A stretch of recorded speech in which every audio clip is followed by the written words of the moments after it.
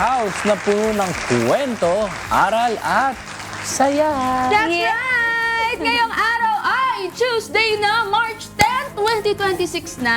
O, sino sa inyo ba dyan yung may mga ginagawa na importante ngayon pero kailangan itigil kasi meron silang bisita. Pero dito kasi sa ating bahay, laging may bisita. Sino kayo mga special nating bisita ngayon? Siyempre, Dami, ako unahin ko na ha, yung magtuturo sa atin ng special dish for today. Kasama natin mamaya si Chef Marisol Yap na may dalang recipe all the way from Pampanga. Ayan. Yan. Ano ba sa Pampanga yung masarap? Alamin natin mamaya. Alam ni Irene. Wait lang. Basta dulo na lang dila niya Papampangan mamaya. yung mga pamilya ko, pero hindi ko alam. Chef.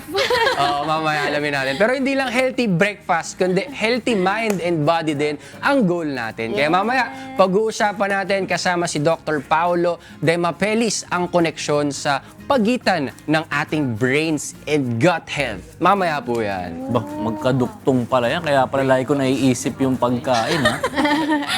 Para naman, chill lang ang isiping finances natin. Ituturo sa atin ni Coach Trina Sardenia ang better ways to appreciate what you have and what others have nang walang selos o inggit.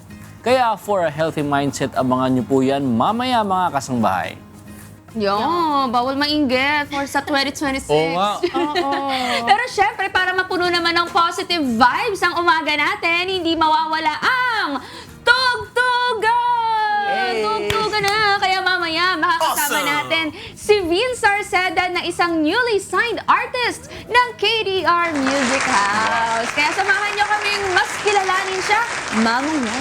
Wow, excited ako makarinig ng panibagong singer for today. Akala ko si Tini ang kakante. Yun lang. Yun lang. Stop! Pero ito nga kasi ngayong umaga, medyo curious nga rin ako dun sa ating almusal mamaya. Pero meron po kasing ilang tao na hindi talaga nakukumpleto yung araw nila kapag may kulang sa kinain nila. Kayo ba? Meron ba kayong almusal o merienda na kumukumpleto sa araw ninyo? Yun bang pag wala yun, kulang yung energy ko, ganon. Kayo meron ba kayong ganon? Siguro kasi breakfast ko, nagra-rice ako eh. Siguro rice. Right. Rice talaga. Rice. Parang hindi nga Rice is natin rice. kayang mga Pinoy ng walang kanin, no? Ewan ko lang sa Yung mga mga talaga Asians. nagda-diet, pero kanin. Oo, kanin. Hindi. Kanin number 1. Ikaw, Josh? Kanin, syempre. Anin. Sa breakfast. Ako kasi hindi ako mahilig mag-breakfast talaga. Parang dito sa GMK lang talaga after ng program natin. Dito na lang ako kumakain talaga. Pero yung first thing in the morning, parang hindi ko kaya na wala akong supplement or probiotics, tas warm water. Yun. Ganon. Pero kayo po mga kasangbahay, ano pong almusal o merienda ang hindi makukumpleto ang araw mo pag hindi mo nakain at bakit? I-comment nyo lang po ang inyong sagot sa ating Facebook at YouTube Live dahil mamaya ibabasahin po natin yan isa-isa kaya I-comment mo na! That's right! Ito mga kasabahay, good news muna sa ating mga kababaihan sa Catanduanes. Dahil ngayon pong National Women's Month, may 2 libreng webinars na isasagawa ang Department of Information and Communications Technology o DICT sa inyo pong probinsya dyan sa Catanduanes para po mas matuto ng digital skills at mag-promote ng women empowerment. Gaganapin yan sa March 11 na ang topic po ay kung paano magagamit ang AI para mas mapadali ang ating trabaho at ang isa naman ay sa March 18 na. About naman po ito sa ICT skills for women. 200 slots lang po ang kayang i-accommodate sa actual meeting pero ibo-broadcast naman po nila yan sa DICT Region 5 Bicol Facebook page. Kaya wag na pong magpapahuli ang ating pong mga kababaihan dyan sa Catanduanes. Magpa-register na po kayo. Free webinar, no? At mas maganda kasi kapag actual. Diba? Dapat agahan nila kasi 200 slots lang yung para sa actual. Alright, ito naman, para naman po sa ating mga kasangbahay na apektado ng kaguluhan sa Middle East. Pwede po kayong makipag-ugnayan sa updated WhatsApp hotline ng Overseas Workers Welfare Administration o OWA na 0956-319 0917-319-7586. Maaari din po kayong magpadala ng mensahe sa kanilang email at ibang contact numbers na makikita po sa kanilang Facebook page. Ingat po kayo dyan mga kasangbahay at stay safe.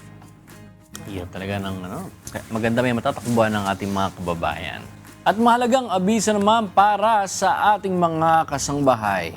Naapektuhan din po tayo ng pangyayari sa Middle East ngayon kahit malayo tayo sa lugar nila. Ayon kay Pangulong Marcos, dahil sa gera sa dakong Middle East, tataas po ang presyo ng gasolina dito sa bansa ng 7.48 pesos per liter habang 17.28 pesos naman sa diesel at 32.35 pesos naman sa kerosene. Kaya para makatulong po ang pamahalaan natin ay magbibigay ng fuel subsidy at cash transfer para sa mga apektadong sektor.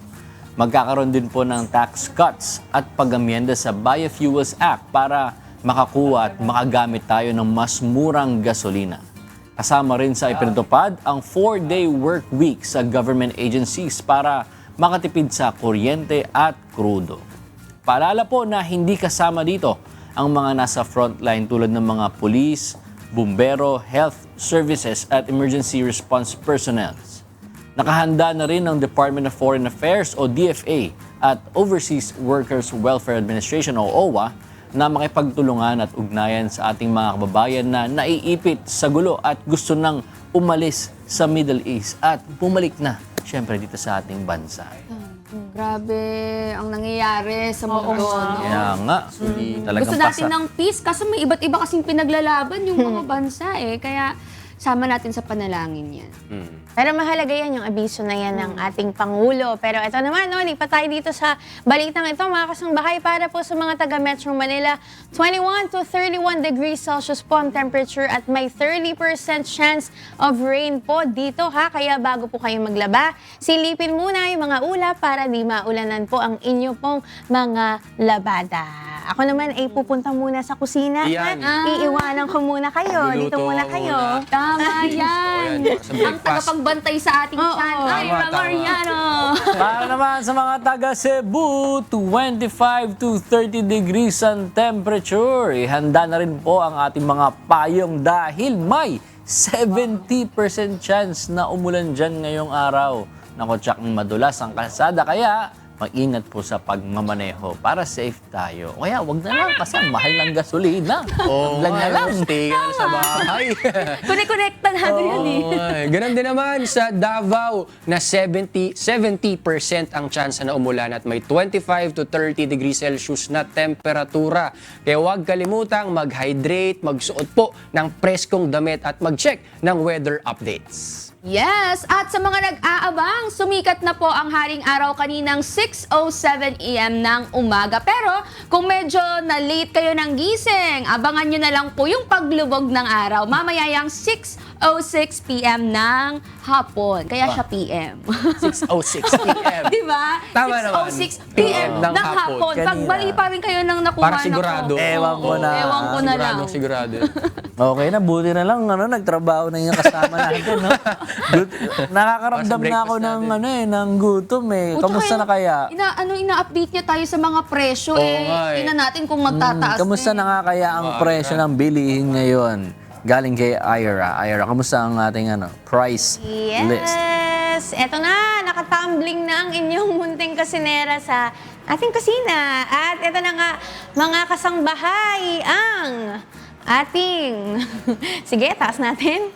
Kaya natin to for today's video. Alamin natin muna ang presyo ng mga bilihin nga dito po sa Metro Manila. Sa bantay presyo po ng Department of Agriculture as of March 9, 2026, ito po ang presyo ng ating mga bilihin. Ang rice po na imported ay 37 to 63 pesos per kilo. Ang local rice po ay nasa 33 to 63 pesos. Ang mga karne po natin, ang baboy, 244 to 450 kada kilo. Ang beef po ay 360 to 550 pesos per kilogram. Ang whole chicken naman po ay 155 to 250 pesos. Sa atin pong mga isda, ang galunggong po ay nasa 240 to 320 pesos per kilo. Ang per kilo naman po ng tilapia ay nasa 140 to 170 pesos. Sa bangus naman po, 175 to 280 pesos per kilo. Sa ating pong mga gulay, ang ampalaya po ay nasa 110 to 140 pesos. Ang kalabasa po ay 30 to 80 pesos. Ang sitaw, 90 to 150 pesos per kilo. Ang talong, 60 to 90 pesos po kada kilo. Ang kamatis po ay 30 to 90 pesos. Ang repolyo, 35 to 100 pesos po. Ang carrots po ay nasa 90 pesos hanggang 170 pesos po per kilo. Ang sayote ay 35 to 70 pesos per kilo.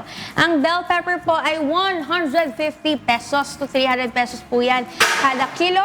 Ang cauliflower po ay 70 to 150 pesos per kilo. At ang lettuce po ay 60 to 200 pesos per kilogram.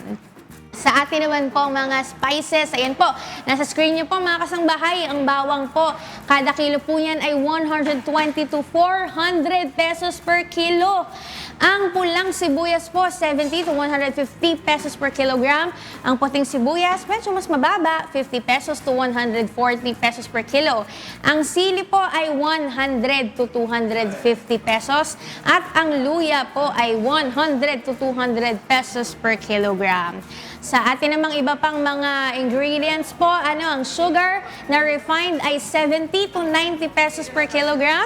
Ang washed sugar ay 62 to 90 pesos per kilogram. At ang per kilo naman po ng brown sugar ay 60 to 88 pesos. Ang itlog po, 6 pesos to 13 pesos kada piraso. At ang mantika po ay 70 to 190 pesos per liter. Ayan.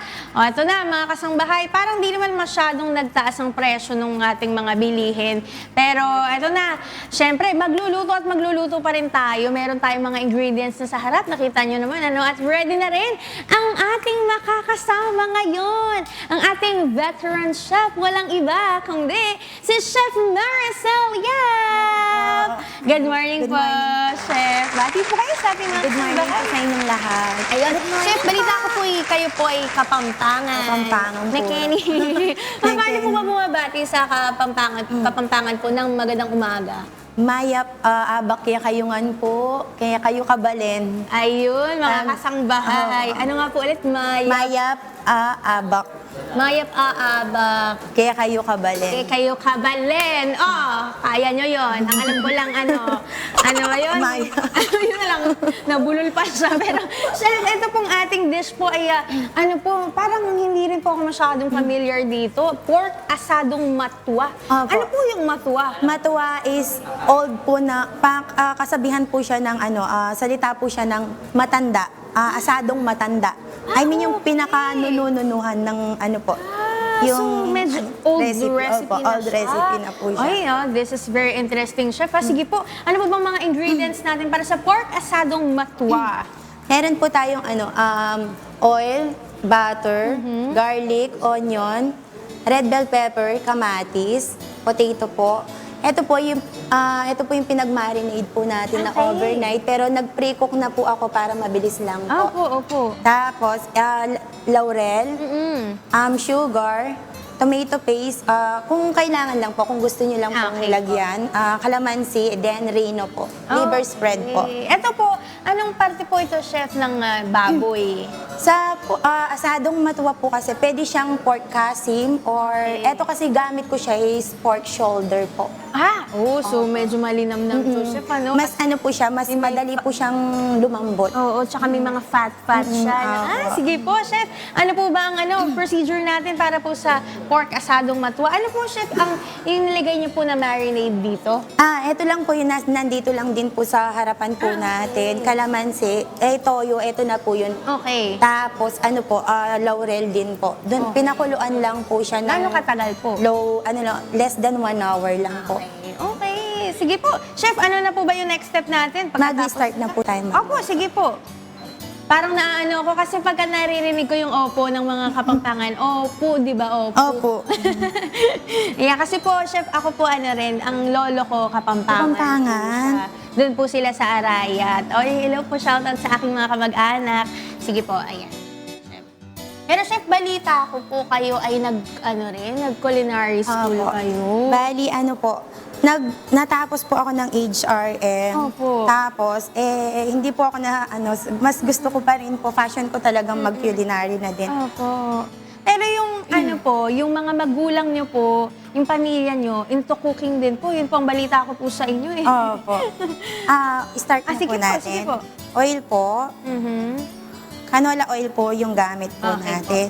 Tapos, po kasi, yung iba kasi, gamit po nila Mm-mm. butter, pero ako nilalagyan ko po siya ng oil para hindi agad masunog. Opo. Mhm. Sorry, namamalat po ako. Nawawala yung boses chef. ko. May mikropono tayo. Dinig na dinig ka ng ating mga kasangbahay. Ayan. So, mantika, chef, tsaka Butter po. butter. Para nga mas malinamnam. Pero chef, kayo po ba, paano kayo nag-start bilang isang kusinera? Bukod po dun sa kayo po ay nag-culinary school, pwede niyo po ba kaming kwento ha? Nag-start po ako, after ko gumraduate, ang plan ko po talaga is sumakay ng barko. Natapos po ako sa basic training, may seaman's book na rin po ako. After po ng certificate and seaman's book ko po, nag-pandemic. Ay, yun lang. Kinabukasan, pandemic po. So siguro, hindi po will ng Oo, sa taas di na po. kalooban Bawang po. Okay po, sige po. Parang nagchichikahan lang sa bahay, Oo nga. no? Ganun talaga tayo dito, mga kasangbahay. Mas masarap po kasi maraming bawang and maraming sibuyas. Opo. So, ano nangyari, chef? Pagkatapos ng syempre, pandemic na. Opo, natagalan po before po bumalik sa normal. So, hindi na po ako natuloy nun. Doon ko po napag-decide na mag-food tray na lang ako order sa bahay. Okay. Mas pumatok po yun nung pandemic. Talaga po. Opo. So, hanggang ngayon, business niyo pa rin siya, Yun chef? pa rin po. So nag-start yun nung pandemic. Yes po. Tapos ngayon, nagpapatuloy. Ano po pangalan ng business niyo, chef? Ken's Kitchen po. Pangalan po ng anak ko po. Okay. So, ano po yun, chef? Parang nagke-cater kayo kapag may mga events? Opo, nag-cater din po ako. Any event po. Okay. So, kumusta naman, chef? Okay naman po yung Sige Next po is sibuyas. Lagyan po natin ang sibuyas. So, gisa-gisa lang tayo, mga kasangbahay. Ayan. Chef, lagi ko itong tinatanong sa aking mga guests dito, mga nagluluto para sa amin. Importante ba talagang sangkap ang pag-ibig sa pagluluto? Opo. Kasi doon po yung pinaguhugutan po ng nagluluto. Sa Kapampangan po, sa akin din po kasi depende po kasi sa pagluluto. Ako, sinasama ko na sa gisa yung laurel po. Opo. Kasi mas lalabas yung aroma po ng laurel. Tama po. Ayan. Pero yun nga, chef, talagang kailangan nating lakipan ng pag-ibig lahat ng ginagawa natin. At para mas sumarap din, mas masaya tayo dapat magluto. At syempre, lalagyan natin ng love. Yes po. Palagi. Next po, bell pepper po. Okay. So, gisa-gisa lang talaga to, Yes chef, ng po. normal na gisa. Pero yung matandang, yung old na po na asado, hindi po nila ginigisa. Depende po yan sa version po ng nagluluto. Nagluluto. Pero ito kasi yung Kapampangan version. Yes po. Kasi mas masarap po kasi yung food po na ginigisa po talaga siya. Oo. Pero yung mga matatandang po natin, minamarinade lang po nila. Then, sinisird lang po kasi nung unang panahon po, wala po kasing ref. So, Oo. yung mga karni nila, piniprito po talaga nila. Tapos kinabukasan doon pa lang luluto. Para humaba ang shelf. Po. Kamatis po next po. So, ito ba, chef, ay parang stew ba ito, ang asado? Kasi wala akong masyadong nakikita na parang pangsabaw niya. So, ano po ba siya? Sorry, kulang po akong water. Okay. Okay, so stew Yun nga po. siya. Ito, chef. Hindi po siya, pero saucy po Saucy siya na lang. po. Opo. Okay. Ito po, kailangan niyo po ng tubig, Yes po, chef. opo. Okay. Buti nabanggit mo. Oo nga po, chef, no? Ganun talaga sa kusina, mga kasangbahay, dapat mag-observe din kayo. Kaya may mga sous chef, gano'n. Po. Ayan. Pero chef, ano po yung best memory nyo sa pagluluto bilang, yun na nga po, nakapasok kayo sa world ng culinary dahil nung nag-pandemic. Opo. Ano pong best memory nyo so far po sa pagluluto bilang isang kusinera po? Memories. Ano po, ako lang na yung masatisfied lang po yung kumakain po na doon po kahit bonus na po yung kita eh. Pero yung magustuhan po ng kakain, yung titikim, yun po yung pinaka kumbaga reward po sa sarili po ng as a cook po. Oh, tama naman yun. Iba naman kasi talaga pag na-appreciate nila. Kaya ako napapressure din talaga ako pag may nagugustuhan yung kinakain. Yung niluluto ko parang, ay, nag-effort tayo pero hindi nila nagustuhan. Yun po. Ayun. Pero syempre magkakaiba naman kasi talaga ang panglasa. Di naman lahat mapiplease mo ang dila. Pero ayun na nga, Chef, ano na po ba yung nilagay natin? Nilagyan ko po siya ng tomato paste. Pero as Okay. needed lang po yun. Depende din po sa Oo. magluluto po. Okay. Ay, sorry. Ay, natapon po. Sige po, okay lang po. Ito po, Chef. Yan.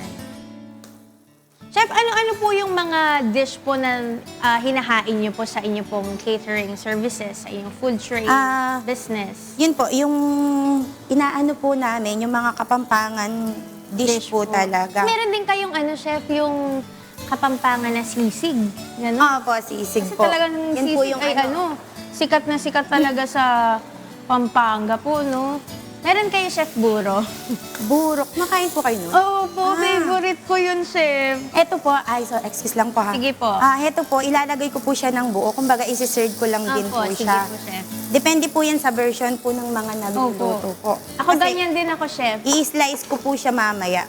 Ginigis ako kasama yung yung ibang aromatics para dumikit dun yung lasa. Opo. Ayan. Next ko po yung pinag-marinade po Ayun, lang. ako, ang sarap. Mukhang napakamalinamnam nitong dish na ito. Na-pre-cook ko na po to kagabi and marinade na po para nood po yung lasa po. Yung asado kasi, Chef, na alam ko, yung asado na nakalagay sa siopaw, iba yun dito. Pwede rin po kasi yung iba po kasi pwede nilalagay po nila na as palaman sa tinapay. Opo. Kasi yung asadong kapampangan po kasi Sa kanin. pwede po sa kanin tsaka tinapay pero habang tumatagal mas sumasarap po siya. Okay. Para po siyang pastel. Pag nalulusaw na po yung karne, mas masarap po ganun siya. Ganun po, init po ng init, dun po sumasarap. Okay. Oh, I'm learning. Mas masarap po yung pangalawa or pangatlong Pangatlong po. init. Parang Tapos yung pangat. pangatlong Pangatlong init. Yung nalulusaw na po yung yung karne po. Okay. So, Chef, ano po ang next step natin? Pagkatas pong, ano po yung cue natin na, okay, patapos na itong maluto? Ano pa yung hihintayin natin, Chef? Kung okay na po siya. Kasi i-slice ko pa po siya. Tapos palalambutin lang po Palalambutin natin po talaga. po. Tapos hanggang sa yung sauce niya mag-reduce na, mabawasan na, Opo. mabawasan po, lumapot. Ganun po ba yung Opo. kailangan natin ma-achieve? Yes po. Ayun. Tapos, ano na po yung mga ilalagay pa natin ng mga sangkap, Chef? Eto po, lagyan ko siya ng beef broth cubes po. Okay po. Yan. As needed lang po. Tsaka sugar. Okay. 2 tablespoon lang. Okay, parang nai-imagine ko na nga yung lasa niya. Medyo katulad din siya nung asado na parang nakakain natin din opo. sa labas. Kasi may Pero yung manamis-namis. iba po kasi hindi po nila pina-fried or Oo nga. minamarinade. Agad-agad na po nila sinasalang. Rino po or liver spread. Pwede rin po ng atay ng baboy. Okay. Ayan. Ako, malinamnam nga ito. Kasi bawat ingredient, una, yung pork shoulder pa lang, malinamnam na tong part na to. Tapos, Ilalagay ko po tong patatas. Ko na po to, na-seared ko na po. Pero ipapakuluan kasi imamash ko po siya. okay. Pampalapot po. Hindi siya buo talaga. Hindi po. Okay. Ganun po siya. Akala ko Yun po yung po ng asadong kapampangan. Okay. Ang I-mash ko po siya. Para siya po yung maglagay ng consistency na slurry po yun. Kumbaga siya yung po ng slurry. Okay, Iba po instead of cornstarch cornstarch. ang gamitin. Ako po, imamash ko po yung patatas. Wow. Okay, pero alam ko mga kasangbahay, hindi nyo pa masyadong mahihintay na madurog na ito dahil it would take time para mapakulo natin tapos palambutin pa yung ating pork, ano? Pero chef, may tanong pala ako sa inyo kasi kanina po tinanong ko po yung mga kasangbahay kung ano po yung almusal o merienda, yung hindi makukumpleto yung araw mo pag di mo po nakain. Tapos ano po yun at bakit? Almusal. Or merienda po, gano'n, or dinner. Ang gusto Sa niyo almusal po. kasi, yung egg po. kasi yun yung talagang kailangan din po ng katawan po natin. Oo. Kasi marami po siyang benefits. 1 egg a day, pwede po yun siya. Opo. Huwag lang sumobra. Oo nga. Pero totoo naman yun. Itlog ay napaka masustansya nga para sa araw. Hindi yung kakain ka kagad, matamis na kagad, kape opo. kagad. Pero wala namang masama. Depende rin yan sa lifestyle niya. Pero yun na nga mga kasangbahay, naulit ko yung aking tanong ano ba yung almusal o merienda na pag hindi mo nakain yun, di kumpleto yung araw mo, i-comment nyo lang po sa ating YouTube at Facebook Live. Babasahin po natin yan mamaya. At meron akong na-realize habang hinahanda natin tong dish na to, Chef, dahil sa anong sulok ng mundo mapunta ang isang Pilipino, dala-dala natin ang sipag, diskarte at syempre, ang ating masarap na pagkain. Kaya ngayong umaga pupunta tayo sa New York City, hindi sa New York Cubao, kung saan isang simpleng idea ang naging patok sa negosyo or patok na negosyo mula sa sariling kusina hanggang sa daang orders kada araw. Nakilala po ang kanyang homemade empanada na talagang pinipilahan at mabilis ma-sold out. Kilalanin po natin ang Pinoy na nasa likod ng Merienda HQ, si Barry, at ang kwento kung paano niya dinala ang lasa ng Pilipinas sa gitna ng New York. Tipikal sa mga Pinoy sa abroad ang pagkakaroon ng propesyon sa medical industry. At gaya ng marami, sinubukan din ito ni Barry. Pero minsan, may mga pangarap na kahit anong pilit mo, hindi talaga ito para sa'yo. Hello guys, my name is Barry and I cook Filipino food. I was in my 3rd year nursing and I didn't do well on one of the class. My counselor talked to me, so I changed my major. So from nursing, I actually went from the kitchen straight. But before this, there's a story behind this. 11 years old, I'm already trying to learn lumpia, turon, yung mga first kong ginagawa sa restaurant ng tita ko. Actually, taga-pull down ako ng utensils dati, kutsara tinidor. Tapos day by day, tita, gusto ko matuto. Yun na, doon na ako natuto.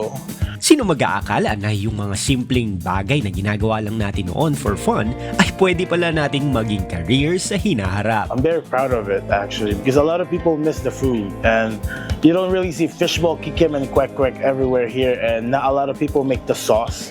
The vinegar and the sweet sauce the way I make it. So I think me bringing out the Filipino food here in New York City, I think it'll be everyone will like it.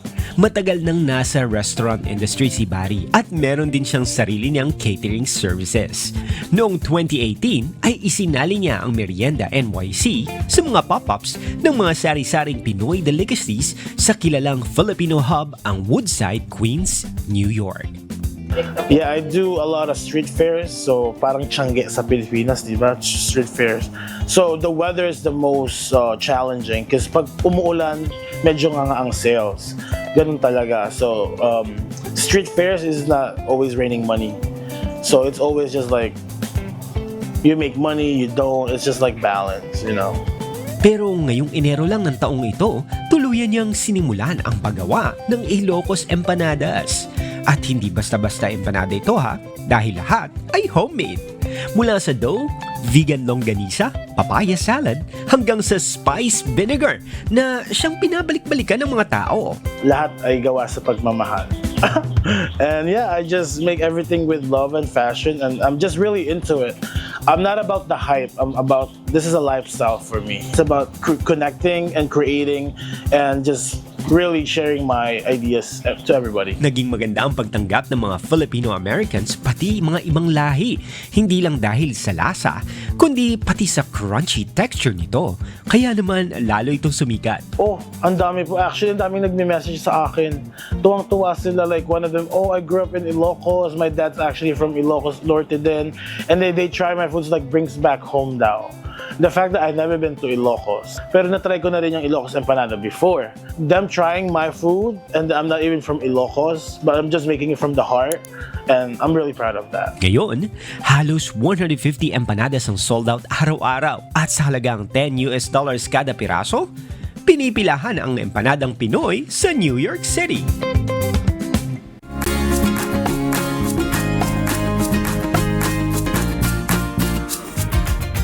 Alam nyo, sa panahon ngayon, isang scroll lang sa social media, naku, makikita mo ng travel goes.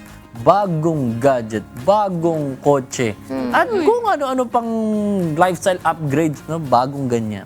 At minsan hindi natin namamalayan, napapaisip tayo kung nahuhuli na ba tayo, kung kailangan na rin ba nating sumabay sa mga trend na yan. Pero dito pumapasok ang isang bagay na tinatawag na lifestyle inflation. Yung habang tumataas ang kita, naku, mas tumataas din yung gastos mo. Minsan dahil sa pressure ng comparison at minsan inggit online. Kaya ngayong umaga, tutulungan tayong maintindihan kung paano ba natin maiiwasan ang trap na ito at kung paano manatiling smart sa pera kahit sa panahon ng social media. Kasama muli natin ang semi-retired millennial at investing coach, si Ms. Trina Sardenia. Good morning, Ms. Trina. Welcome back sa Good Morning, Kuya. Welcome back. Welcome. Ba't tayo sa mga kasambahin natin? Morning everyone. Thanks for having me ulit. O para sa mga siguro nararamdaman nila pero hindi nila alam, ito pala yung term na yun. Ano ba yung lifestyle inflation tinatawag? Like you said, it's kapag tumataas yung income natin, tinataasan din natin yung gastos. Kaya So mo na yung eh. net benefit, nakaka-cancel out. And so it's not true na when people upgrade their lifestyle, na nag-i-improve talaga yung financial situation.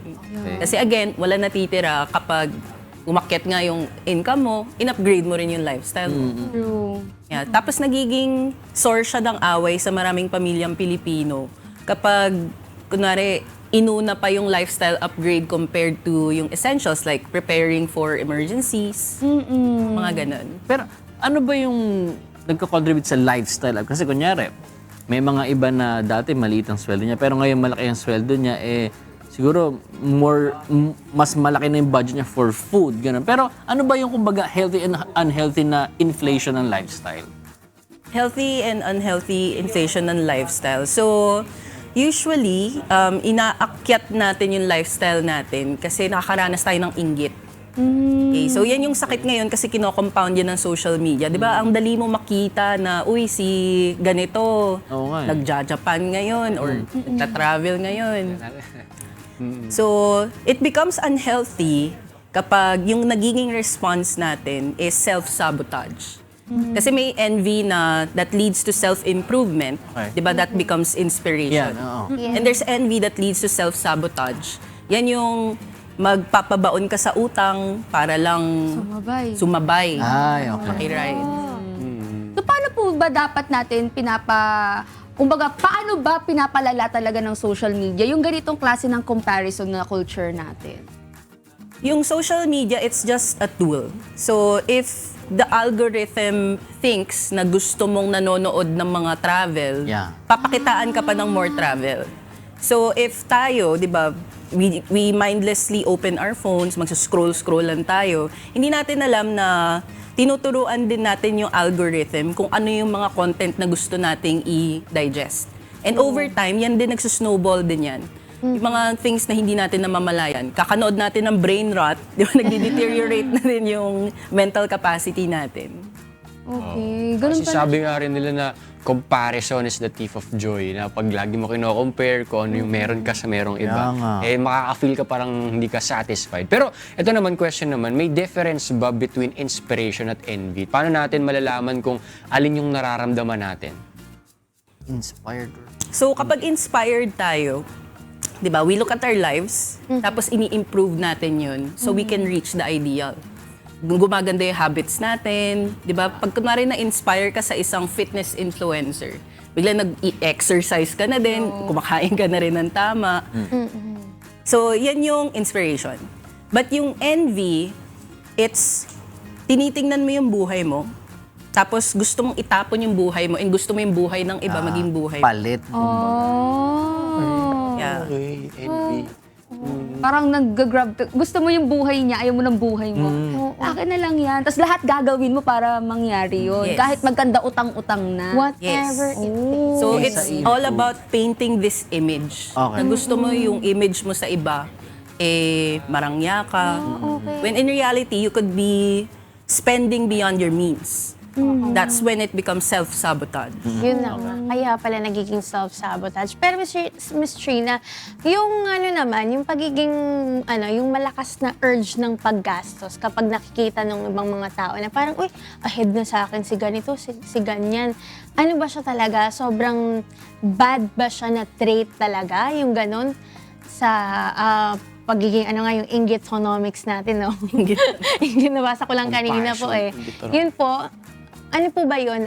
Yung pagiging ahead po ng iba sa atin, very bad trait po ba yun? Parang, Definitely, nakaka-contribute talaga yung peer pressure. Kasi pag nakikita mo yung mga kaibigan mo, kunwari, they're getting into expensive hobbies. Minsan feel mo, napaprice out ka na out of your friendships. Di ba? Parang, it's either gumastos ka ng malaki para makapagsabayan ka and you keep the friendship, or, di ba, maging frugal ka and you sacrifice a lot of things. And that's hurtful sa psyche ng mga tao. But that's also the problem ngayon kasi, di ba, yung news kanina, yung fina-flash kanina I was watching, di ba, ready ba tayo pag magtaasan na naman yung presyo? Di ba? This is the time na kailangan maging strict tayo sa boundaries natin. And, we need to de-influence ourselves sa mga finifeed lang na social media. Na nagpapaddle yung kaibigan mo, kailangan magpaddle ka din. It's an expensive hobby. oo nga. Tama, dapat wise tayo sa ganun. True. Lalo na ngayon, totoo yan, yung sa balita. Kaya ba natin na, kahapon nag-a-announce na yung mga PUVs na magtataas sila ng presyo ng pamasahe. Dahil nga, ang bilis din ng pagtaas ng presyo ng gasolina. Kaya ba natin? Kahapon ang dami ng pumapalag ng mga pasahero na ang laki daw ng itataas ng pamasahe. Ay, talaga. Pero, Pero, Miss Trina, pwede pa bang, paki-expound siguro yung kanina yung binanggit nyo na yung may mga tao kasi na inuuna nila yung mga, siguro, luho nila, ganyan, kaysa dun sa essentials. Pwede niyo po bang mag-i-explain pa thoroughly po yun? Okay, so it's becoming a source of fight sa mga pamilya na, 'di ba, kapag tumaas yung income mo or kung may income ka, anong ipa-prioritize mo? Minsan hindi naiisip ng mga taong i-prioritize yung stability and safety muna nila. Okay. 'Di ba? Kada pasok ng pera, nangangati agad gumastos. Laging I deserve this, yung ganyan. And yun yung nagiging invisible self-sabotage natin. Kasi in the event like what we have now, 'di ba? Ready ka ba kapag magtaasan yung presyo? Ready ba tayo sa mga risks this year? Let's say may ma-hospital. Kasi uso ngayon yung samgyup culture, yung milk tea culture. 'Di ba? Pag may ma-hospital, ready ba tayo doon? And yung mga Filipinos kasi, they are one hospitalization bill away from regressing financially. Totoo po yan kasi may mga nakita rin ako mga social media post na parang 10 years niyang savings na ubos lang sa isang hospital bill. Kaya it's really important na prioritize natin kung ano ba talaga yung dapat nating gastusan. Pero Miss Trina, paano ba namin naharapin to? No? Ano po ba yung marirecommend nyo sa amin na dapat namin gawin kapag napunta na tayo sa ganitong sitwasyon? So one actionable thing you can start doing now is to be aware of what your algorithm is. Diba, I'm sure since you guys are, I think we're the same age, lagi din kayo nasa phone. Ako din. Nag-add to cart mo. Yeah. And depending on what you enjoy consuming, yan yung ibibigay sa'yo ng platform. Tama. Okay, so ako, I did a clean up kasi na-realize ko puro brain rot yung binibigay sa akin ng platform, ng algorithm. So, I started following yung mga fund managers, kasi investor ako, mga ganyan. Mga finance content creators, yung mga people na, kung pwede natin baguhin yung inggit, di ba? Instead na mainggit ka sa someone na nakakabili ng luxury items, like a Louis Vuitton, a Goyard, mas naiinggit ako sa mga taong magaling mag-shop for investments. Okay. So, pinapalitan ko din kung ano yung, di ba, kung ano yung i-feed sa akin ng algorithm. Oo. Ang galing nun. Tama. Pagpili din ng kung sinong fina-follow mo. Kung sino yung dapat mong i-unfollow din. Yes. Diba? Ang ganda nun. Algorithm natin sa social media, baguhin natin mga kasambahay. Maraming salamat po, Coach Trina Sardenya. Very timely yung shinare mo po sa amin about sa money tips and especially yung escaping dun sa lifestyle inflation. Ayaw natin masyadong ganyan. Sana po mas marami ka pang matulungan no, na maging wais sa kanilang finances. Sisimulan ko na rin mag-follow ng mga ganun. Naka-follow na ako kay Miss Trina. Ay, ako din, ma-follow ko si Miss Trina. More pa pala na More gano'n. pa. Oo, kasi parang puro mga galit yung nasa social media ko eh. Ayun, parang kung sa mga gusto i-follow, ano po ba yung mga socials ninyo? Yan, I'm on Instagram, I'm on TikTok, I'm on Facebook. But also, mag-ingat po kayo sa impersonators, lalo na sa mga finance content creators. Hindi po ako nagme-message first, hindi ako scammer. Ingat sa mga, Si Miss sa mga Trina posts. tayong sinabihan na scam. Yung mga nangunguha ng content, tapos ipopost nila sa sarili nilang accounts. Ingat po kayo dyan. Ingat-ingat sa mga poster. Pero teka, may pahabol po muna kaming question sa inyo, Coach Trina. Anong almusal o merienda po yung hindi mo kompleto yung araw nyo kapag hindi nyo nakain? At bakit ba? Okay. Yung really breakfast. Yung breakfast na gusto ko, I call it my swamp water. Swamp? Kasi it's a vegetable soup. So, before healthy. I eat anything else, I'll always iniinom ko yung vegetable soup na yun. Wow. Mukha siya swamp water kasi it's green, malapot.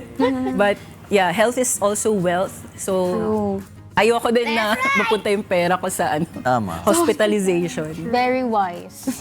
Gusto ko rin ng swamp water. Tingin po ng recipe. Speaking of that question, kayo naman makakasangbahay yung tanong natin, anong almusal o merienda ang hindi makukumpleto ang araw mo pag hindi mo nakain at bakit? I-share nyo naman ang inyong sagot sa ating Facebook at YouTube Live dahil babasahin natin yan isa-isa mamaya. Kaya, i-comment mo na! Once again, thank you so much po, Miss Trina. Dahil, mga kasabahay, di ba sinabi namin kanina, Tuesday kasi ngayon, so let's choose positive vibes. Kaya naman, may musical treat kami para sa inyo this morning. At syempre, hatid yan sa atin ng KDR Music House. Kaya, wag na natin patagalin pa. Here's Vince Sarceda with his debut single, Kalsada.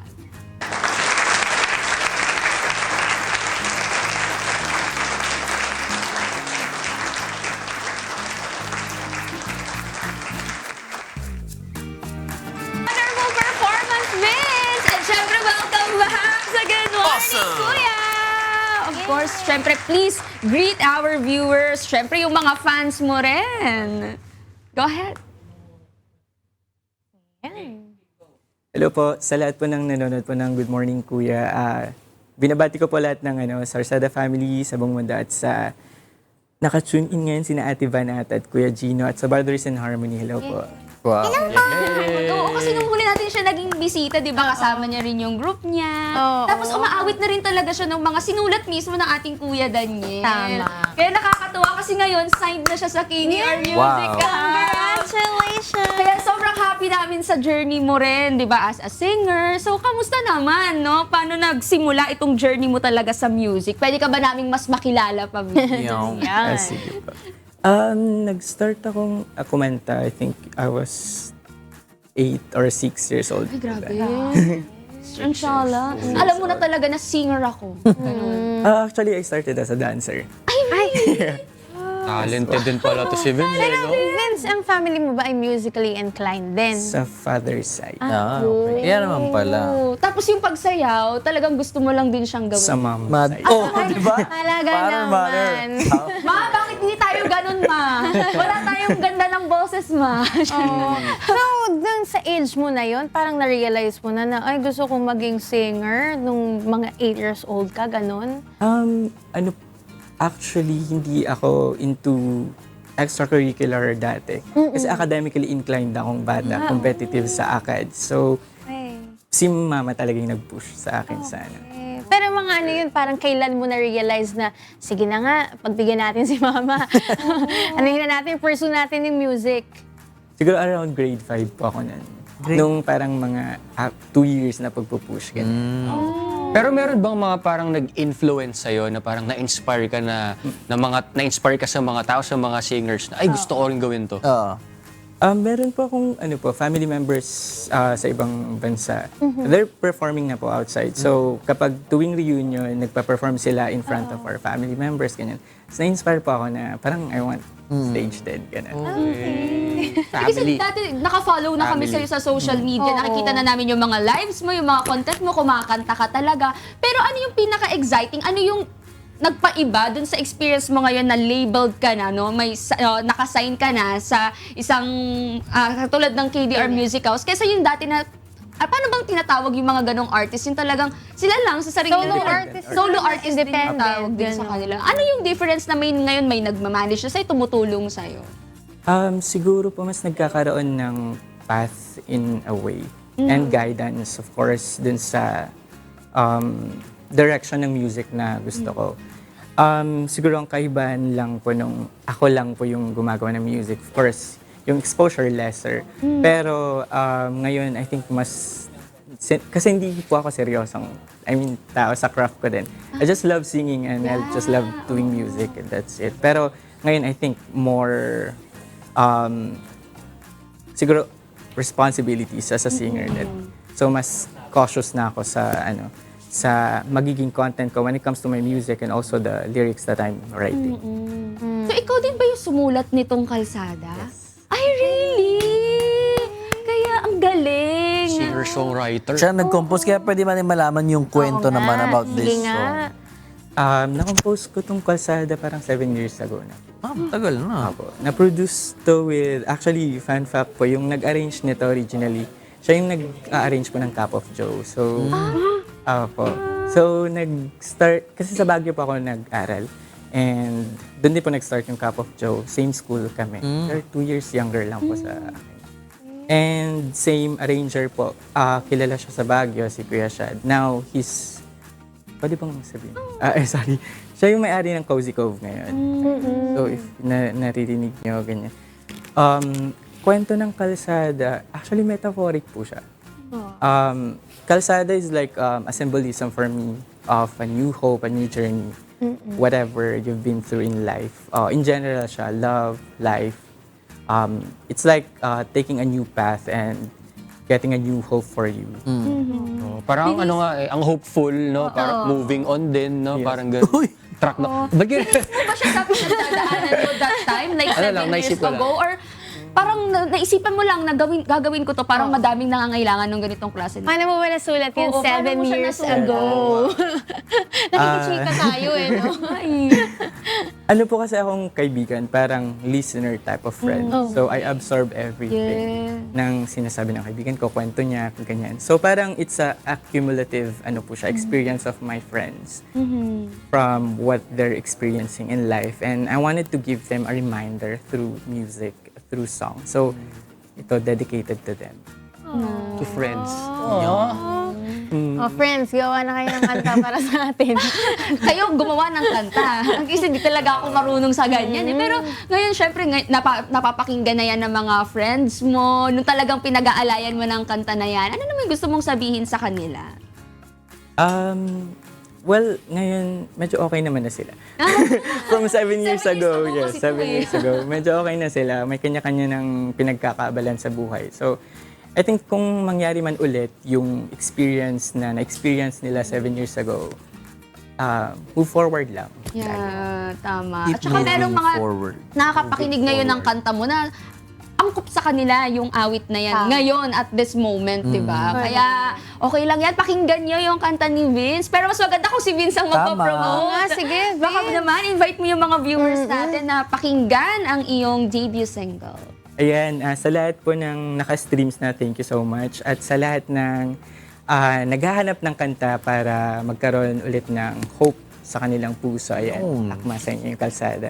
So, follow nyo po ako, Vince Arceda, and you can stream this song to all streaming platforms, Spotify, YouTube, Apple Music, and a lot more. Yeah. Yun, Vince, nakita ko rin yung schedule mo. Puno ka ngayong March. Invite mo rin sila sa mga upcoming events mo.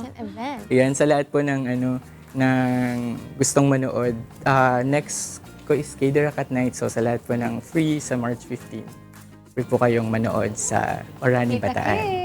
Yeah. Ayan naman ang QR code. Kayo na nakita nyo naman yung kanyang mga social media handles. Kaya follow nyo lang po si Vince at stream ang kanyang debut single na Kalsada. Of course. Thank you ulit for spending your morning with us, Vince. Maaga kang gumising ngayon. Congratulations din sa iyong debut single na Kalsada. And we hope this song reaches and inspires many listeners. Oo, pero nabitin kami kanina, kaya nako, hihirit pa tayo kay Vince ng isa pang performance! Awesome! Narito po ulit si Vince with his rendition of Ikot.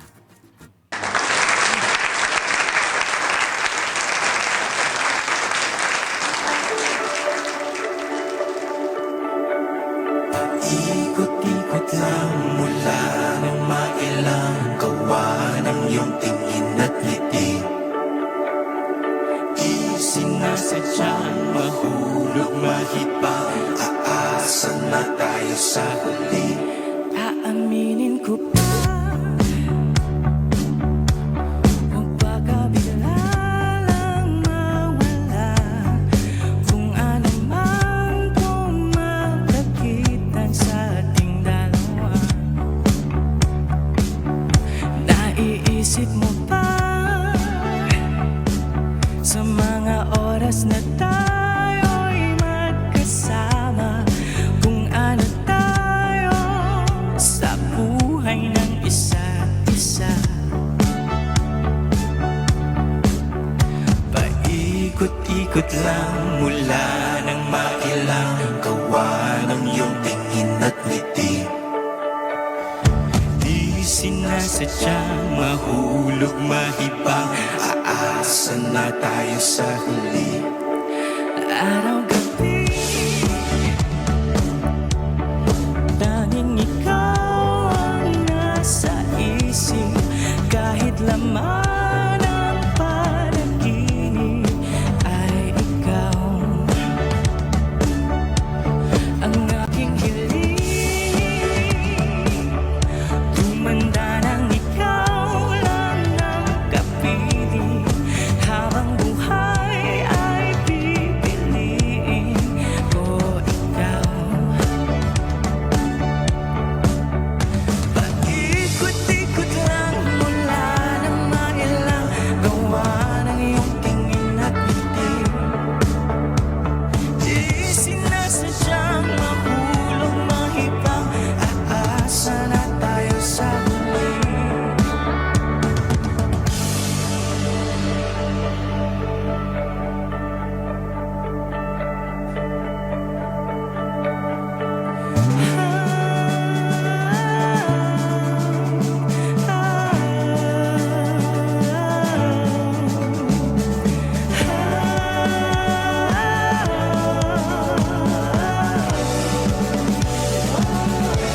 Pakisabi na lang nandito, pinaninindigan o palaging nagdadalawang isip.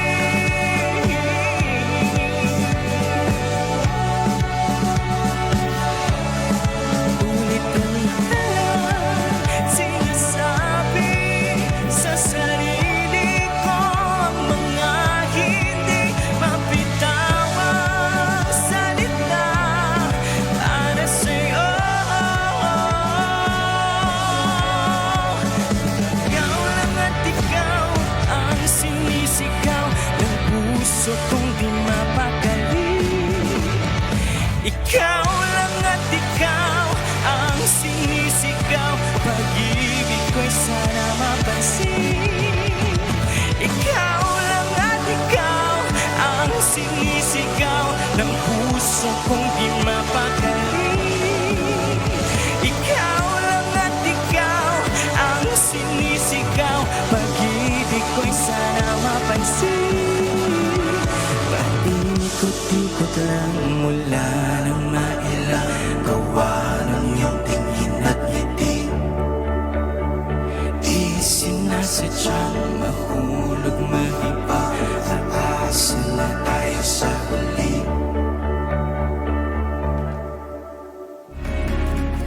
Wala na! Wala.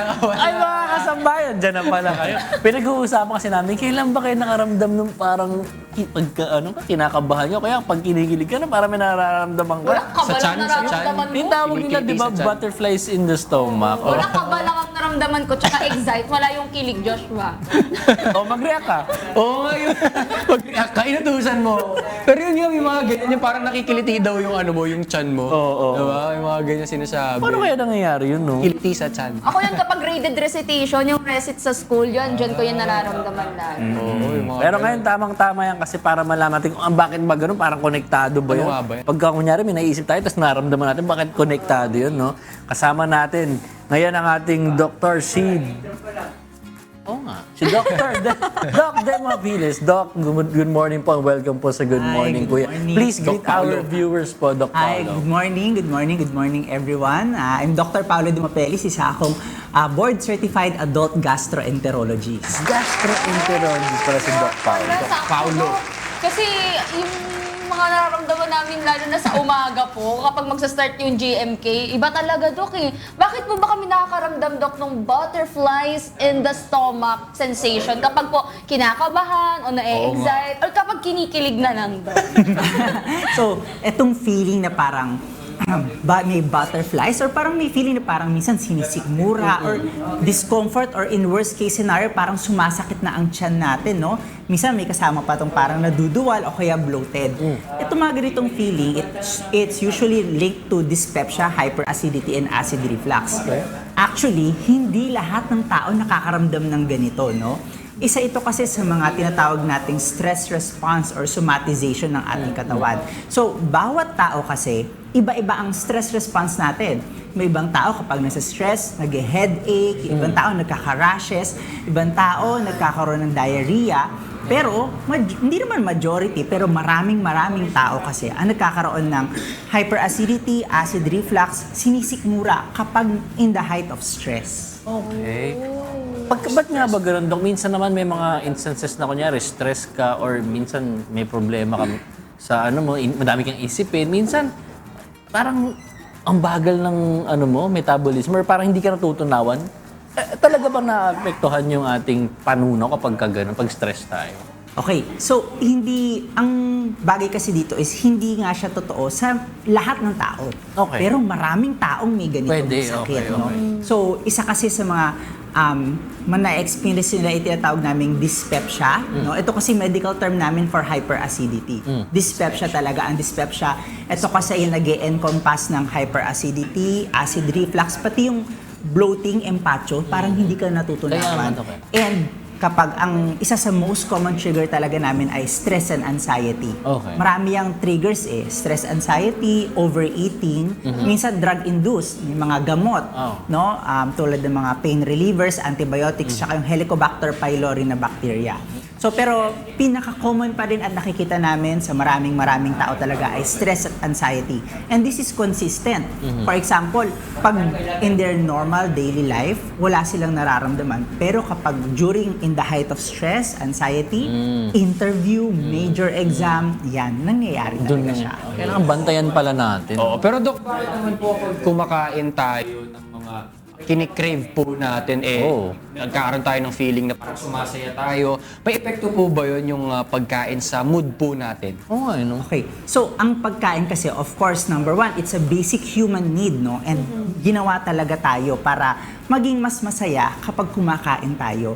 So, yung taste buds ng most people, although this vary from culture to culture, napaperceive talaga natin as masarap or masayang kumain kapag fatty, oily, and sweet, di ba? Yan talaga yung napaperceive ng ating katawan. Pero yun nga, tulad sinabi ko, it varies from culture to culture and how you are growing up. May mga tao kasi, ang gusto nila ay gulay for some reason, masaya sila doon. Okay. It's part of conditioning. Pero dahil ito yung napaperceive na taste ng katawan natin as masarap, no? It really releases some good hormones, no? Although, hindi siya automatically na nagpapababa ng stress, but it will make you feel good at a certain point in time. Okay, pero Dok, ano naman po yung epekto naman po ng digestive health sa mental clarity po ng isang tao? So, wala kasing eksaktong, hindi sigurado sa mga pag-aaral na merong link talaga or parang direct effect sa mental clarity. Pero may mga pag-aaral na, for example, nagbibigay ng probiotics. May mga tao na nag-respond sa probiotics, nagde-decrease ng depression and anxiety. No? Pero hindi kasi siya 100% consistent sa lahat ng mga pag-aaral. Okay. No? So, ang sinasabi namin lagi, it might work for some people, pero not for everyone. So, may mga tao talaga na kapag nag-i-improve yung digestive health nila, nag-i-improve din yung mental clarity. However, hindi kasi siya totoo sa lahat ng tao. Tama. Pero, Doc, posible bang ang dahilan po ng digestive issues naman ng isang tao dahil may problema din siya sa nervous system niya or vice versa? Okay, so may tinatawag kasi tayong gut-brain axis theory, no? And ito kasi yung nag-i-encompass ng mga tinatawag naming functional GI disorders. Ang dami, no? So anyway, pag sinabi kasi nating functional GI disorders, ito ay mga sakit na nakakaapekto yung stress sa gut system natin. So may tatlong most common na functional GI disorders. Number 1, yan yung dyspepsia, pinag-uusapan na natin kanina. Pangalawa is functional constipation. May mga tao pag nasa stress sila, nagko-constipate, nahirapan silang dumumi. At yung pangatlo naman is simpleng gastroenteritis or para bang nagda-diarrhea kapag nasa stress sila, no? So, ito yung tawag namin functional GI disorders kasi pinag-aralan sila, tinest na sila, pero wala namang makitang ibang sakit. Pero, pag kinausap mo sila, chine-check mo yung history nila, makikita mo na meron talaga silang history na na-stress sila prior doon sa symptom nila. Ngayon, meron din naman kaming tinatawag na meron kaming theory na parang yung vagal system natin. Ibig sabihin, kunyari, nagka-problema ka sa tiyan, nagka-dyspepsia ka. So, yung parang vagal part ng tiyan natin, nag-e-affect siya pabalik sa nervous system, nagkukos ng more stress and anxiety. So, unless magamot ng doktor, minsan it's a vicious cycle. Na-stress ka, tapos nagkaroon ka ng stomach issues, then dahil sa stomach issues, stress ka ulit. It's a vicious cycle. So, it does happen. Maganda, magpakonsulta talaga sa doktor. Pero may mga klase ng diet po ba na makakatulong kung sakaling ang isang tao ay usually nakakaramdam nga po siya ng gantong mga issues? Meron po bang certain diet na helpful para sa kanila? So, walang certain diet, walang specific diet talaga na syempre marami na ginawang pag-aaral dyan, no? Pero walang specific diet na nag-i-improve ng mental health at nagdi-decrease ng stress. Although, for example, kung ang habol lang naman natin ay diet na mag-i-improve ng gut health. So, of course, high-fiber diet, well-balanced diet, yan pa rin lagi ang ina-advise na. Okay. Dok, kung mga eating habits para ma-manage yung stress, meron po kasi yung parang nagsi-stress eating sila. No? Ano po ba yung mga gandang eating habits para ma-manage natin yung stress? Okay, so, syempre, ang sinasabi namin lagi is, wag tayo masyadong kumain ng marami at a point in a time, no? Small frequent feeding is always good. Ibig sabihin, hindi mo binibigla yung katawan mo. Meron kang enough gap per meal, yun din na maganda na advice natin. And of course, avoid natin yung mga fatty, oily food, alcohol. Oo, kala natin nakaka-relieve ng stress ang alcohol. Pero this is just a short-term na parang solution. Pero in the long run, hindi talaga nakaka-relieve ng stress ang alcohol. Pero Dok, talagang last na talaga to, Dok. Kasi lagi ko to nararamdaman kapag may mga importanteng mangyayari sa buhay ko. Ano po ba yung mga, bawa interview or kaya may recitation, mayroon po ba kaming magagawa na mabilisan at that point in time na para kahit papaano gumaan yung pakiramdam namin sa gut? Okay, so una is kung alam mo namang may sakit ka ng ganito, dapat nakapagpakonsulta ka na sa doktor. Kasi, for example, yung mga patient namin na may mga functional GI disorders, kung nabibigyan at sila ng gamot at natitreat sila ng tama, kahit magkaroon ka ng stressful event, usually hindi umaatake. Kasi naggamot naman sila ng mabuti. Pero kung sakali man na, for example, yung mga taong nag-hyperacidity, acid reflux, sinisikmura, mga simpleng antacids and alginates can provide immediate relief. Pero at the end of the day, maganda magpakonsulta pa rin sa doktor kasi ano lang siya, temporary relief lang siya. Hindi siya nagpe-prevent ng mga complication at yung symptom, babalik at babalik pag hindi nagpakonsulta sa doktor. Okay. Naku, Doc, thank you so much po. Dami po naming natutunan dun sa sandaling panahon na inilaan niyo po para sa amin. Pero this time, Doc, saan po ba kayo pwedeng puntahan ng ating pong mga kasambahay na gusto rin pong magpa-check ng kanilang gut? So, kami po ang aming clinic ay sa UST Hospital, Fidel Mundo Medical Center, and Una Medica dito sa Quezon City. And of course, we also have our Facebook page, Dr. Paolo De Mapelis, Adult Gastroenterologist. We also have our Instagram and TikTok page. Yan, follow nyo na. Again, maraming salamat, Dr. Paolo De Mapelis. Thank you din po. Ngayon, mas malinaw na sa atin na konektado pala minsan talaga yung kunyari, may nararamdaman tayong sakit. Isip dahil sa stress din natin or ano nangyayari. Kaya ngayon, maganda aware tayo.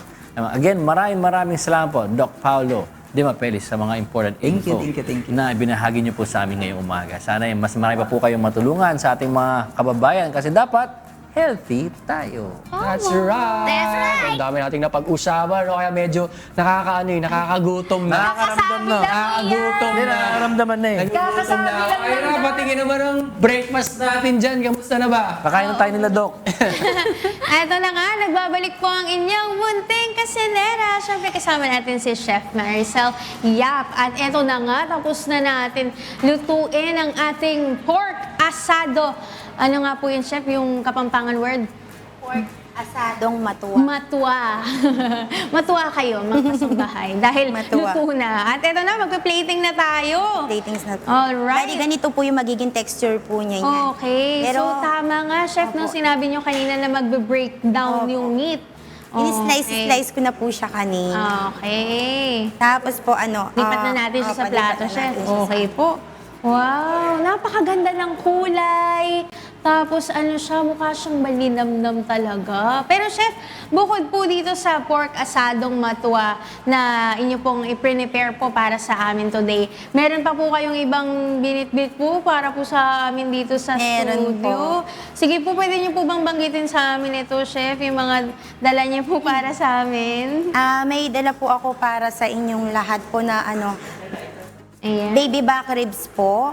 Oh. Then, beef caldereta po. Wow. Tsaka yung pork embutido po natin. Ayan. Siyempre, may panghimagas po tayo na leche plan din. Yay! Chef, ito po ay available po ba to lahat dun sa Ken's Catering Yes po po. ba? Tama po ba? Ken's Kitchen po. Ken's Available Kitchen po pala. yan. Ayan. Nagde-decide kasi ako kung anong pangalan ng business ni Chef. Pero ayan, ito na mga kasangbahay. Tapos na po na na-plate ni Chef yung ating pork asadong matuwa. Di ba? Sulit na sulit. Chef, yung isang tray, pag umorder po sa inyo, for example, good for 20 people na po ba yun? Ganun? 15 to 20 packs po. Depende po sa kaka. Mga magkano po yung gano'n? Pwede niyo Yung po ba sa pork po natin, yung dati pa pong presyo na hindi pa po nagmahal yung diesel. Nasa 1.4 to 1.6 po. Uy, sulit na rin yun, no? Kakain na po yung mga 20 packs po. Depende po sa kapag kain po ng Uy, order kayo Chef. Pero hanggang saan po aabot yung delivery niyo, Chef? Around, Pampanga? San Fernando po. Ganun. Oh. Pero minsan po kasi yung mga, excuse lang po. Apo. Yung mga kasama ko po kasi, yung sa work ko po, sa Bulacan po, Kalumpit. Okay. Sila Pero po for lagi, example, Chef, gusto po kayong i-invite sa lugar na ito dito, sa Manila, ganun. Pwede po ba kayong makapagdala ng food? Ganun? Pwede naman Mag-cater po kayo? Yes po, pwede Okay. So, itatawag na lang po sa inyo. Sige po, Chef, promote niyo po yung inyo pong business po. Go ahead. Yung catering services ko po, and food trays and catering services po, yung Ken's Kitchen po, nasa naman po yun sa page ko po, na Facebook page ko na Maricel Marciano Yap. Yun po yung Facebook page ko po na Ken's Kitchen Catering Services po. Follow nyo rin po ako. Alright, ito naman mga kasangbahay sa ating mga screen po ninyo. Pwede nyo pong i-screenshot yan, i-follow si Chef Maricel sa kanyang mga social media accounts at contact na lang din kayo sa number na nandito sa inyo pong mga screens. At ito na nga, sige isa pa, one last talk para sa ating pork asadong matuwa. Ayun!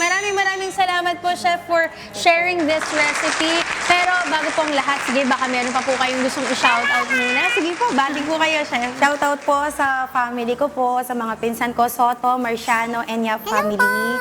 Sa mga ka-work ko po, kasama ko sa business po namin na Viancel, sa mga tiga Metropolis po, mga friend ko po dyan.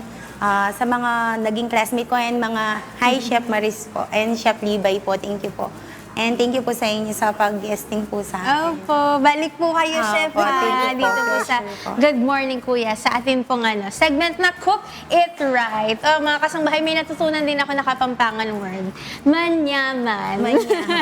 At ayan, mga kasangbahay, sana po nag-enjoy po kayo sa recipe po ni Chef Marisol for today. At syempre, ang lagi kong paalala sa inyo, don't forget to cook with love and cook it right. That's Naman right. sa inyo, mga kasama. Mainit-init pa ang pork asadong matuwa. Manyaman, Kenny! Excited na kami dyan. Nalaman na natin yung word na masarap. Oo. Finally. And speaking of tuloy, shoutout muna sa lahat ng nakatunin ngayon sa ating YouTube and Facebook account. Mga kasangbahay, kumain na ba kayo? Nag-almusal na ba kayo? Kasi kanina, tinanong natin sila kung anong almusal o merienda ang hindi ko kumpleto sa araw nila pag hindi nila nakain. Narito ang kanilang mga naging sagot. Ang sabi ni Cleanard Elevado, para sa akin, walang almusal na hindi makukumpleto ang araw ko kung hindi ko makakain dahil yung may makain lang ako ay kumpleto na po ang araw ko. Aba, wordplay. Ang ganda ng pagka-construct. Wala nang Galing, ha? request. Ian, ikaw ulit. Sino ba yan? Ano ba yan? Ako na Si lang, Ian ako ba na yun o si Ian Christopher? Ian Christopher. Ian din, si Ian Christopher. Ayun, si Ian Christopher Chua yung isang nag-comment. Para daw sa kanya, walang almusal na hindi makukumpleto ang araw niya kung hindi... Yun din yung kanina eh. Hindi. Ah. Gusto naman niya saging. Matamis at masarap oo, tapos ayun. Ang healthy. almusal o merienda na kinakain ko, nakukumpleto ng araw ko ay saging, matamis at masarap, tapos healthy. Tama. Ang sabi naman ni John Lester Hazapuli, pandesal na may itlog to start the day. Samahan pa yan ng black coffee. Ba? Tama. Pandesal. Black coffee. Nako, at shoutout din po sa ilang mga commenters natin sa ating live stream kay Cathlea Lagdameo, Emma Usita, RJ Ende, Rosemary Nina Gabaleo at kay Sherwin Coderes. Masaya po kaming makausap at makakwentuhan kayo this morning. Good morning. At syempre, masasaya kayo mga kasambahay dahil nandito ang Wish Boss. Para naman po sa mga nag-aabang sa ating Wish Boss, calling all fans and supporters of Maki and Angela Ken. Abangan ang special edition ng Wish Boss Roadshow sa darating na Biyernes, March 13, 2026, nagaganapin sa Eton Centuries Activities Center. Mag-uumpisa ang saya ng 6 p.m. kasama si Angela Ken at pagdating naman ng 7 p.m., si Maki naman po ang manghaharana sa atin. Kaya, kita-kits at see you there, Wishers! 6 p.m. yan ng gabi, no? Oo. 6 p.m. na Gusto ko nga, talaga gabi yung pa. ganun tayo, yung mga redundant. Para ma-emphasize. Tama. AM, tapos gabi, umaga. Para siguradong sigurado. Good morning, Kuya, sa umaga. Sigurado. O bukas naman, may special guest tayo Yeah. na kayang dalhin ang saya ng Carnival Games kahit nasa ang daku ka pa. Gusto ko yan. Ako, mahilig ako dyan sa steak. Oh. Pero mahilig ba kayo pala sa steak? Iba kasi nasa isip ko. Ganun pala kasi ako eh. Bukas kasi, premium quality California steaks ang ating titikman. Alam yan, Gusto ko yan. Diba? Gusto ko yan. Alam mo yan, Ian. Gusto ko yan. Sarap ha? Pero para naman sa ating mga mommies or soon-to-be moms, postpartum depression at baby blues ang atin naman pong pag-uusapan. Lahat yan maririnig at mapapanood nyo po bukas, kaya tune in lang at inyo pong abangan. Yes, syempre po, abangan po ninyo ang dish na ihahanda rin po namin bukas po. Kasama syempre ang ating special guest. Yes. Ang dami nga abangan. Excited na ako. Bukas na sana agad. Ang dami nating activities ulit tomorrow. Pero bati muna tayo. Binabati ko lang ng good morning. Si Goku, si Tala, and si Sam. Good morning. And thank you, Dr. Jose Enrique Mendoza of JE Dental Clinic, the preferred cosmetic, orthodontics, and general dentistry. JE Dental Clinic will help you achieve your healthiest and most beautiful smile. For increase, visit the Facebook and Instagram page or visit the clinic at 161 Unit 1 3rd Bansamin Street, Veterans Village, Quezon City. Contact number is 0917-312-5742. Yes, good morning sa aking mommy, sa aking daddy at kay Yuna. At shoutout din po sa ating New York City production team, kina Jihan, Chris, Rafael at kay JK. Good morning. And syempre, we would like to thank Lendusan Gas Corporation, your partner for all industrial and special gases needs. Their other products include regulators, welding and cutting outfits, centralized supply and manifold system, and pipeline installation. For inquiries, please contact them at 8824-0867 and 8824-9360. Back to you. Mga kasambahay, lagi tandaan, ang bawat bagay mas maganda kung sisimulan natin ng may ngiti at saya. Kaya bukas, magkita tayo muli dito sa Good Morning Kuya!